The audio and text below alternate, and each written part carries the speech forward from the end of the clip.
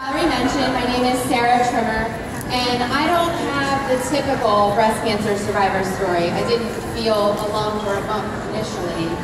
My story actually starts with my mom. In January of 2012, my otherwise very healthy 53-year-old mother had a cold that she just couldn't seem to kick.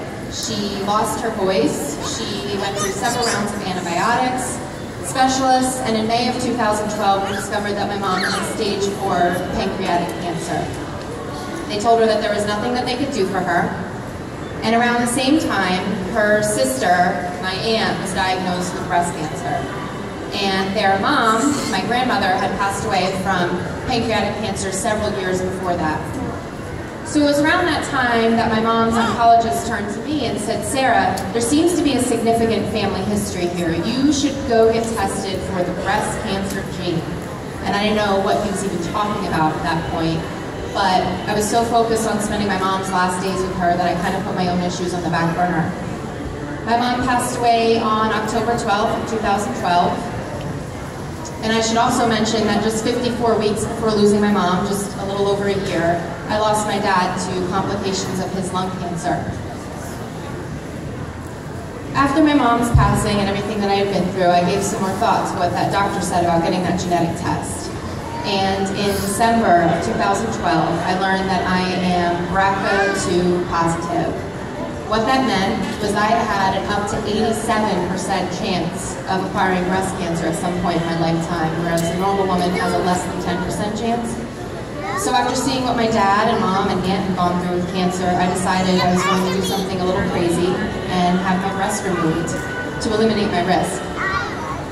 So at the age of 30, I was getting my very first mammogram, and much to everyone's surprise, we found that I had stage 2 breast cancer in my right breast. So on January 22nd of 2013, I underwent, and this is a mouthful, a nipple-sparing bilateral mastectomy with reconstruction. I did it. And because we had caught it so early, I didn't require any chemotherapy or radiation. I was very lucky. I wish that my story ended there, but unfortunately it doesn't. This past March, I was at my desk at work and just reached down to scratch my chest and kind of felt something that I knew wasn't there during my last exam. And as any survivor knows, I called my doctor immediately, frantic. That call went something like this: Dr. Kelly, I need to come in right now. I just found a lump. I think I need to biopsy right now. Do you have any appointments right now? I need to come right now. She got me in the next afternoon.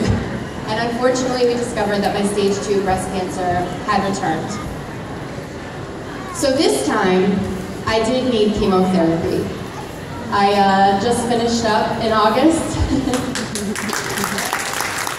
and I'll finish radiation later on this month. So as a 2-time survivor, I want to leave you with 3 things today. The first is be your own voice. Remember that oncologist that I told you about, my mom's oncologist that told me to go get the genetic test? Well, when I decided that I was ready to get that test, he didn't return my calls. I actually had to reach out to 5 doctors to get that test. So don't let anyone tell you that you don't have enough family history, or that you shouldn't be concerned about a lump, or my favorite, that you're too young for breast cancer.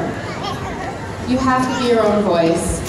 Young cancer diagnosis is the fastest growing age segment of new diagnosis annually in this year. So be your own voice. If you're not getting the answers or results that you want from one doctor, move on to the next.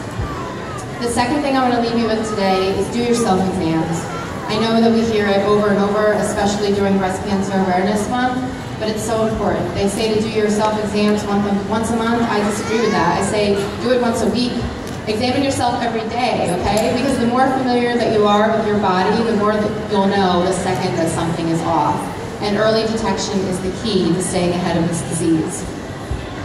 The third and final thing that I want to leave you all with today is this. My second diagnosis took a lot out of me emotionally. I didn't understand how on earth I could be standing in cancer shoes again. I did everything I was supposed to do. I had my breast removed. I quit smoking. I started eating a clean, organic diet, exercising. Like, how could this be happening to me again? And that was really hard for me because I'm someone who sees the positive in every day. Every day that I can get out of bed and put 2 feet on the ground, I'm grateful for. So I really had to take a step back and figure out what was the positive in all of this, me having cancer again. And what I came back with was this. I wouldn't be on this path of knowing that I'm high risk. I wouldn't be obsessively checking myself all the time if it weren't for that genetic test. And that genetic test wouldn't be available if it weren't for breast cancer research and all the progress that it has made. And a lot of that research is funded from people like you coming to events like this. When I was sick with chemotherapy, there was a service called Cleaning for a Reason that would come to my home once a month and clean my house. And that program was completely funded by people that donate to events like this. So it's cold and rainy out there today, it's Saturday, you could probably be doing a lot of other things, but you're here with us contributing to this great cause, and there's a wonderful event lined up for you, so thank you so much for spending your Saturday with us.